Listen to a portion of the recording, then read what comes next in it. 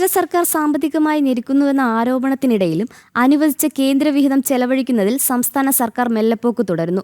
Planning board രേഖകൾ പ്രകാരം 2025-26 സാമ്പത്തിക വർഷം ഇതുവരെ ചെലവഴിച്ചത് അനുവദിച്ചതിന്റെ 36% മാത്രം.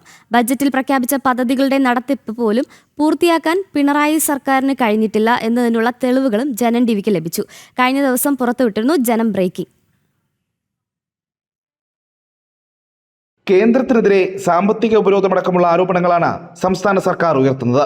എന്നാൽ അനുവദിച്ച കേന്ദ്രവിഹിതം ഫലപ്രദമായി ചെലവഴിക്കാൻ പോലും കേരളത്തിന് കഴിയുന്നില്ല എന്നതാണ് യാഥാർത്ഥ്യം.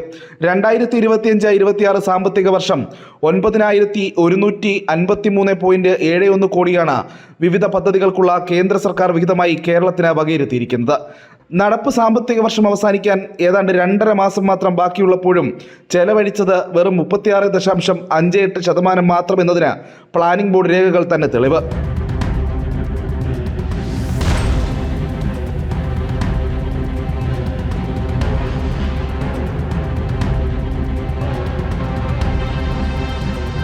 സംസ്ഥാന വിഹിതം കാര്യക്ഷമമായി അനുവദിക്കാത്തത് കൊണ്ടുകൂടിയാണ് കേന്ദ്ര സർക്കാർ സഹായം നൽകുന്ന പല പദ്ധതികളും കേരളത്തിൽ സമയബന്ധിതമായി പൂർത്തിയാകാത്തത് എന്നതുകൂടി ഇതിനൊപ്പം ചേർത്ത് വായിക്കണം.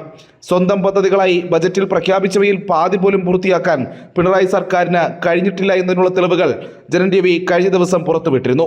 പദ്ധതി ചെലവുകൾക്കായി വകയിരുത്തിയ 42,653.71 കോടിയിൽ ഇതുവരെ വിനിയോഗിച്ചതാകട്ടെ വെറും 36.69% മാത്രം.